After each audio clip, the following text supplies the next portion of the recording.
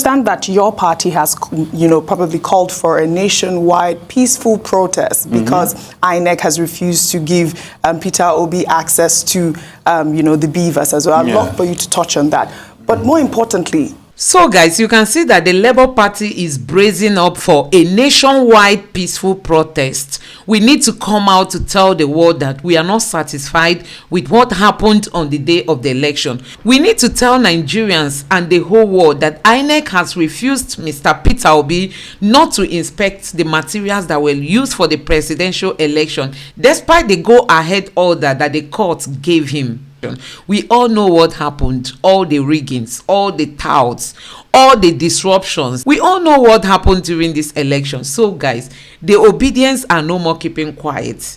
A Labour Party is bracing up for a nationwide peaceful protest. So guys, let me allow you watch this video. Let me know what you think in the comment section below. Please don't forget to subscribe to my channel, turn on the notification bell. Please give this video a like so that YouTube can recommend it to others, and let me know what you think in the comment section below. Thank you. Featured in that special package, aspiring to lead Lagos, Gbadebo Rose-Vival, the Labour Party governorship for Lagos State, joins us now in the studio. Good morning, GRV. Good morning. It's okay to say GRV, right? It's okay. Either way, Governor Rose-Vival, okay. GRV. Oh, Governor Rose-Vival. I like that too. Good morning. A few more days. Let's wait. Yes. All right, good morning. Good to have you again. It's always, a pleasure to speak with you. Thank you. Two things to kickstart this interview with. One is to assess the import of the extension by INEC. Is that to your advantage, or does it mean that you will need to spend more money and more resources and more energy in reaching across? And then secondly, I see that you are seizing the momentum. You were in Ekpe yesterday and a few other places. But then the report was that there was an attack, and indeed some elements shot at some of your guys. Were you the target? Is this about what Body Judge was talking about, that you might be? Yes, there have been a lot of threats. There have been a lot of, we've gotten a lot of intel about potential assassination attempts on my life. Yesterday in Itapo in Ekpe, we had Honorable Wale Oluo with us. We also had Honorable Najim from the PDP working with us. And they were also shot at, right, in Ekpe yesterday. And there was a lot of anger amongst the APC youth that were there, because they were, these people were wearing Greater Rising t-shirts, so we are not speculating, they were APC. And the idea is we need to move away from this bureaucracy that Lagos State has come to be defined as, where it's about violence and vitriol and anger and suppression and intimidation. If you do your job, you should not have to intimidate people in relation to how they want to vote, right? So, but for us, 95% of the journey was a beautiful one. People came out in droves, they were happy to see us, there was joy on their faces, there was hope on their faces, and that's what we're doing, In relation to moving the date of the elections, for me, I've always said this since the first day I came here. I said our strategy is a surge strategy. It has always been a surge strategy, and I'm in that surge now. So whether I extend it for another 2 weeks, 3 weeks, doesn't matter to me. That surge and momentum is going to keep building and building. But lastly, it's very important that the data from beavers is properly taken out before it is reset or reconfigured or whatever they want to term it as, so that His Excellency Peter Obi will stand the best chance in court with the data. Because we've seen our original results. We have our original polling unit results, and we know that we won Lagos to over 900,000 votes. To APC's 160-something thousand votes. That's what our PE results are telling us. And the situation room of the PDP is saying the same. So we need, if I have to wait for another month for that process to come out, I don't mind. But we must give those presidential candidates the best possible foot. We must put their best foot forward in terms of evidence, in terms of data, in terms of the reality of what happened on that day. Yeah, well, we understand that your party has, probably called for a nationwide peaceful protest because INEC has refused to give Peter Obi access to, the beavers as well. I'd love for you to touch on that. But more importantly, do you feel threatened. I want you to paint a graphic picture to our audience on what exactly happened in Ekpe yesterday. So as our convoy was moving out, a lot of young men came out and tried to block the road, right? And obviously we cannot go in because we had quite a lot of force with us in terms of police. The police were with us. And it was very important that we did not show any force. Because what will then happen is, as they are trying to propagandize Igbadibo to Chinedu, they now say, I came in there and I'm trying to take over Ekpe and I'm using guns and all of that. So we had the police go in there and talk and try to allay everything. And DSS was also very helpful in that situation to neutralize the situation. But they did shoot at us, right? And they did try to intimidate us. Were you on the bus and they were shooting at you, or were you below? So the great thing that we had was that the DSS knew, they could see it coming. They went ahead, they took me down from the top of the bus and brought me back down. And they said, there's a threat in front, we're going to neutralize the threat. And then as we're going there, we had gunshots in the air. So do you feel safe in Lagos now? Because I know that you have also said that when your administration comes into power, you're going to end thuggery. I don't know how that would happen. Because we're going to try. I mean, look at that young man that was talking, even when the APC cap. In the what video did he ask for? Yes, he asked for jobs. And I keep saying these things. A lot of these guys, they're behaving like this because they feel that their lifeline will be taken away from them. And that lifeline is a situation of just taking, not necessarily working or being productive, but the state government has backed you up so you can just take and seize, almost like the strong arm of a mafia sort of structure. What we are saying is, we're going to give you the skills to work, and we're going to create work for you, right? And if you are ready to work, you have jobs. But if you want to continue doing this whole monkey work, baboon the chop situation, there's no place for you in Lagos State. And I say that on my chest. I've said this for a long time. Lagos State must become productive. 8 out of 10 containers that come to Lagos leave empty. With our population increasing the way it is increasing, we must have a productive population. If not, it's just going to be, we're sitting on a keg of gunpowder, especially in terms of security. And Lagos State needs to be secure if we're going to grow the way we're supposed to grow, attract tourists, attract investors to come in here and become a 24-hour city. Lagos State needs to be safe. Okay. Sorry, before you go ahead, I'd love for that, for you to analyze your party's call for a nationwide peaceful protest if the results are not given to your presidential candidate. When do you guys plan on organizing As long as PO and the leadership, our national chairman gives the instruction, then we'll do that, right? And politics is a continuum. Governance even is a continuum. And we must show our strength. And these people must understand that they cannot afford to set this country on fire. Leaders have that responsibility to ensure that there is peace and ensure that their followers' passions are not lit. So an election is a way for people to express themselves and push for what they want the country, how they want the country to move forward. If you take that away from them in a very illegal way that makes them feel cheated, you can potentially set the country on fire. And this was not a minority candidate. This was a candidate that had popularity all across the country, right? And not based on a tribe. I keep saying this. They're trying to color it as a tribal thing. Lagos, Labour Party won in Alimosho, which is predominantly Yoruba. Labour Party won in Koshofe and Shomolu, which are predominantly Ijebus and Yoruba. Labour Party won in Ikeja, the capital of Lagos State, which is predominantly Yoruba. So there are a lot of people that feel slighted and cheated by the way this process has gone. And I respect His Excellency Peter Obi for calming the nerves of people, for giving them hope that he believes in judiciary and the right thing is going to be done. So the INEC, the judiciary must go through the process in a transparent way and give a perception of transparency and honesty, so that people can actually move on and focus on, this whole process, this judicial process.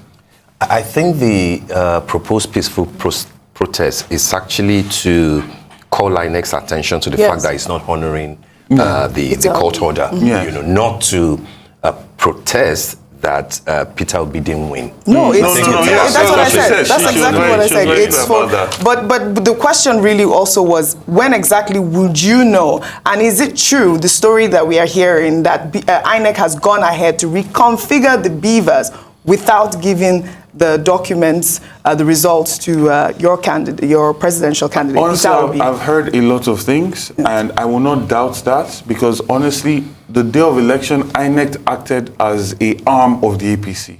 I'm not mincing my words. We saw how they acted, even from the polling unit agents that were lying that they did not have the codes to be able to log into beavers, right? And then when pressure was put on them, they brought out the codes. Right, to World Coalition officers that were tipexing results in Apapa, to World Coalition, to INEC officials that were, and that will just bring up a reason not to announce a winner in Ojo, or not to announce a winner in Oshodi Solo 2 or Surulere 2, right? So that needs to change. And the reason why they could get through with all of that is because we believed that our electoral process had been deepened. There'll be electronic transmission of results. We have seen INEC's antecedents in the previous states. So we came in there with trust, but that trust is broken now. So I advise INEC to do the right thing. We don't want to set this country on fire. We don't want to set Lagos on fire. You have the mandate of a huge amount of people that want to see change. Let their voice prevail. Okay, you claim that Labour scored more than 900, Yes. Had more than 900,000 votes Yes. in Lagos. That's your claim. I'm sure that will be part of what Yes, you guys of are course. taking to court. To court, yeah. But then, from what INEC declared, Labour Party won in Lagos State. With the 10,000 With the march. 10,000. Whether it's the 10,000 or the additional 400,000 that you believe that you won, what people are saying is that that vote, or those votes, were essentially for Mr. Peter Obi, and that they may not necessarily translate to your own votes on Saturday. How are you keen into making sure that those who wanted Obi, particularly the obedience, will also be your supporters and voters on Saturday? Well, first of all, His Excellency Peter Obi is a brand builder. What you see with Peter Obi today is trust. People trust him. People trust that when he says something, he's going to do it. That's why Peter Obi, you didn't see him with any big billboards across Lagos State. I mean, most of the campaign jingles on radio were done by other people for him. I don't think he had any big campaign videos on TV. Correct me if I'm wrong. You're right. But then you see other parties that spend billions on campaign billboards and all of that, they lost abysmally, right? So it's about brand building, and he has built a brand. And that brand that he has built is transferable. When he says, I'm supporting this person, the people that believe in that brand will also believe in the brand that he's supporting. And he has said that. He's endorsed me on several platforms, on several instances, and he's coming to Lagos to campaign with us.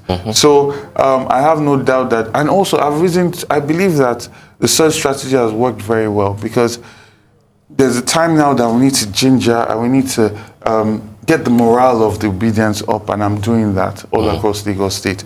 So I have no doubt that they're going to come out, and we're going to come out even more, because now we understand what we're dealing with INEC, because there's so many people that were disenfranchised from voting on that day. Yeah. So many people that were moved to polling units and the agents never came, right? So many people that were pushed away and in front of a Lagos Palace, in front of a News Palace, right? That's not going to happen again.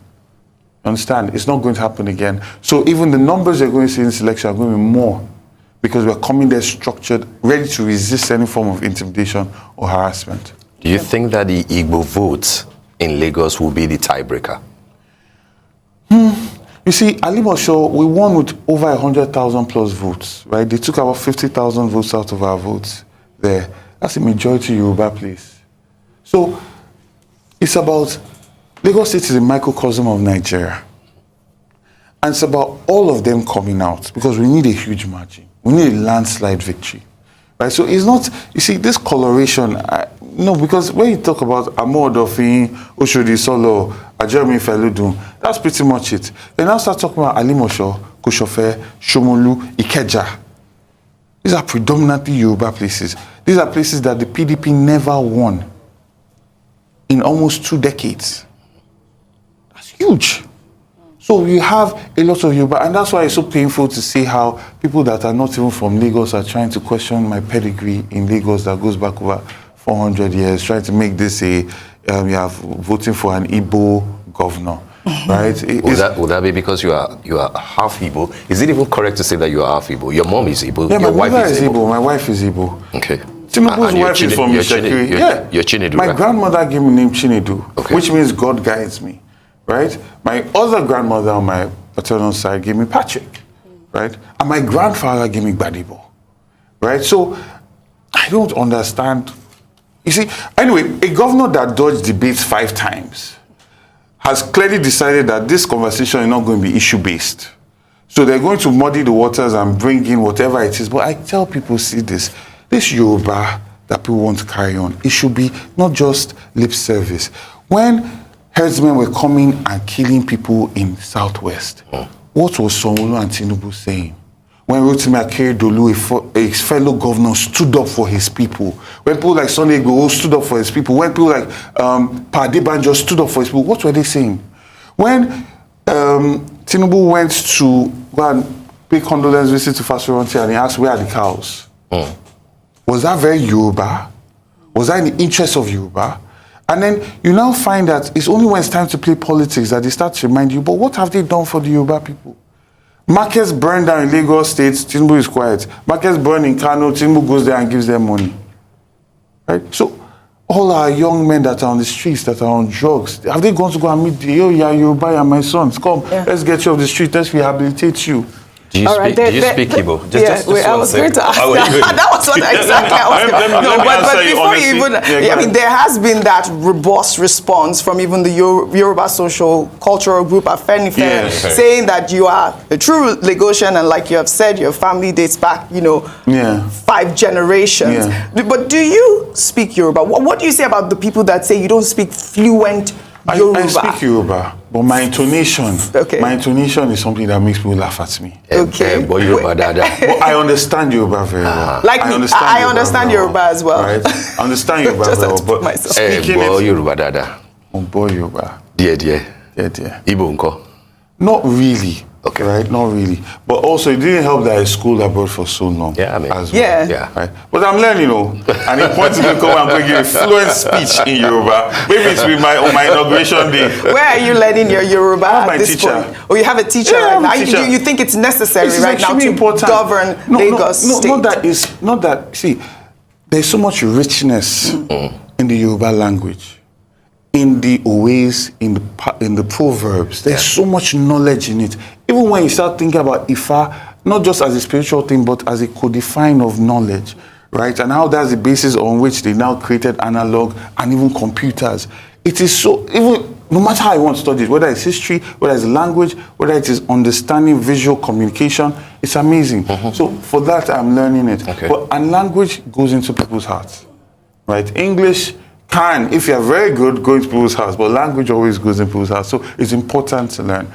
So your mother is Igbo? Yeah, my mother Your wife is Igbo? My wife is and Igbo. You don't speak Igbo? Neither do you speak Yoruba? I understand both. Okay. I mean, your wife came out with this amazing campaign video. I mean, she's been in the center of this whole furore about your, background and all of that. Now, tell me, how was that video received from your end? And what do you say about everyone who have, kind of said some disparaging words regarding that particular video? You see, let me tell you something about my wife. My wife was on a full Bill Gates grant studying African malaria parasites in Thailand when I met her. And her professor then changed the topic to Asian malaria parasites. And she said she cannot do this because it does not benefit her people. She left, came back to England, got a master's in public health from Oxford, then started her PhD all over again because she must do the African malaria parasite. That is the extent of her passion for her people. Whatever knowledge she's getting, it must be applicable to her people, right? So when I saw her, because to be honest, I was not aware of that video. I was campaigning and everything. She came, she did it, and then eventually, like 3-4 days later, people started calling me like, oh wow. So I then watched it. I was like, wow, this is very first lady. You know, I like it. I was very impressed. I think it's really good, and it's substance. It's not just talk. I know the value that she'll bring to advisory or governance, and I know the kind of funds she can also pull in across the world. I mean, her research is currently backed by Bill Gates. So I can only imagine if she had more access to government to do more research and getting more funds for the state. So she's definitely a value add, and she's very passionate about her people. Yeah. Okay. At the same time that video came out, your sister's video came out as well. Yeah. She works with the Lagos state government as well. And you know, people are talking about or saying that's the beauty of democracy. Yes. You're supporting your sister, is your sister supporting you? Yeah. Well, see, I'm very proud. I talk about it all the time. Domestic violence response team. We were there from the beginning. We were there when she'll come back, hear all these complaints, and be crying and breaking down because of all the pain that people were dealing with. And I've seen her grow. So I'm very proud of her. Whatever this government wants to do, to try and use that, put scripts that she must say this or say that, it's okay. She's your real sister. She's my sister. You know, she's my sister. And there's more that bonds us than APC playing politics. Just a quick one before we come to issues of governance. Yes. What's your understanding of the changing concept of who a Lagosian is? When you'll be dealing with more than 20 million people. Like Oji said, there will be a population. So there's a first generation, second generation, third, maybe fourth. Things are changing. The description of, who has the right to do what is nebulous. Who is the Lagosian to you? That's a very tough one and a very sensitive one at that. You see, originally the inhabitants of Lagos were the Aworis and the Eguns. Now you see a lot of people with English names that are here today were people that were captured on these shores. The Awori, right? Because that's the first contact with the coastline, right? So a lot of them came back. A lot of them never even got to the shores where they were taking them to. Like the Vival side of my family, the British boarded that vessel and turned it to Freetown, which is why it's called Freetown.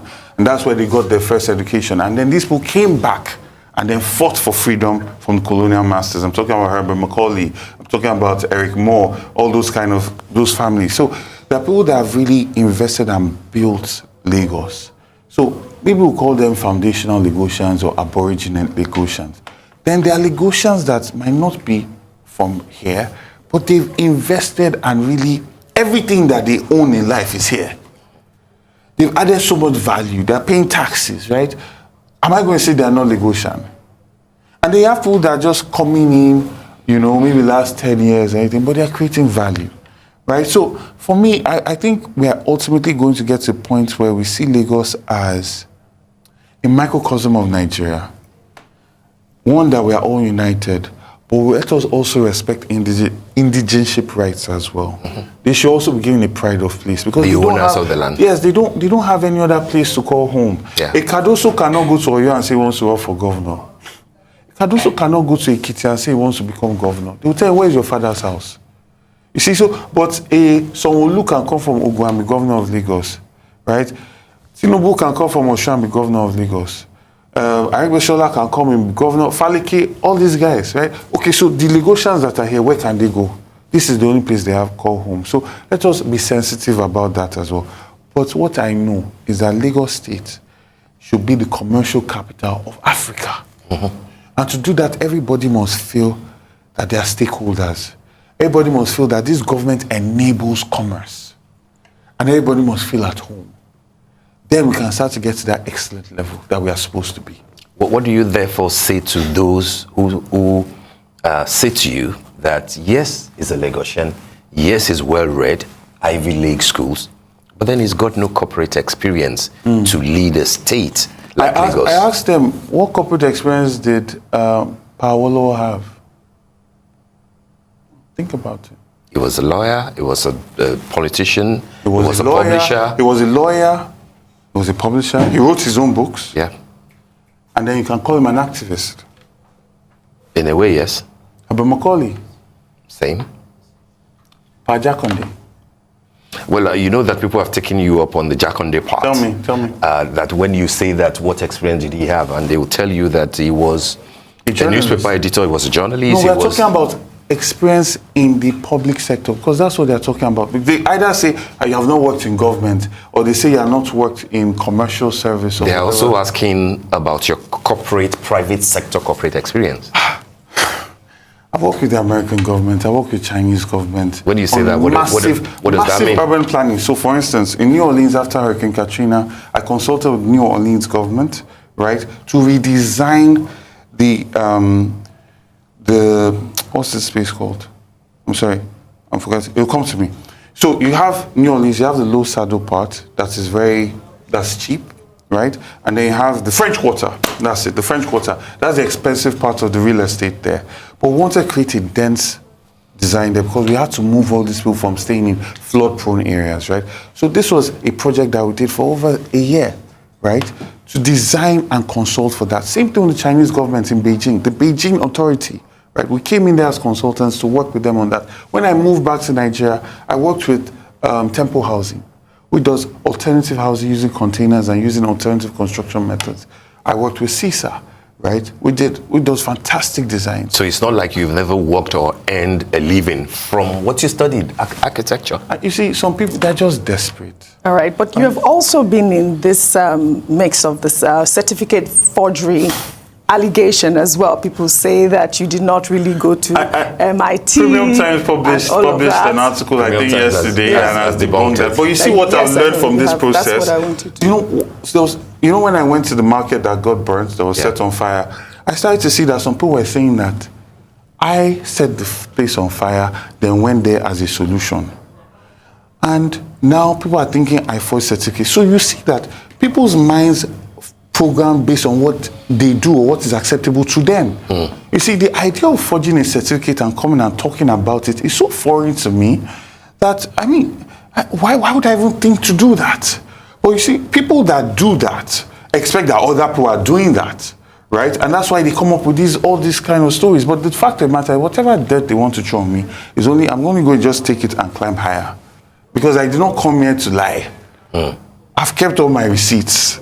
And I have them in abundance. Okay, cool. So do you really think you can run Lagos better than Sanwo-Olu? Of course, because I'm not encumbered and shackled by one man that is a godfather of Lagos and is demanding so much out of the Commonwealth of Lagos. That is one. So you can tell that I'm going to be delivering 4 times what this APC is currently delivering. That's already a baseline. That's a baseline. Secondly, we are going to open up our accounts. The reason why they cannot open up their accounts is because of all the things that they are taking from it. Now, I don't intend to take from it. So I'm going to open the accounts and break it down line by line and even go one step further. Illustrate it with infographics.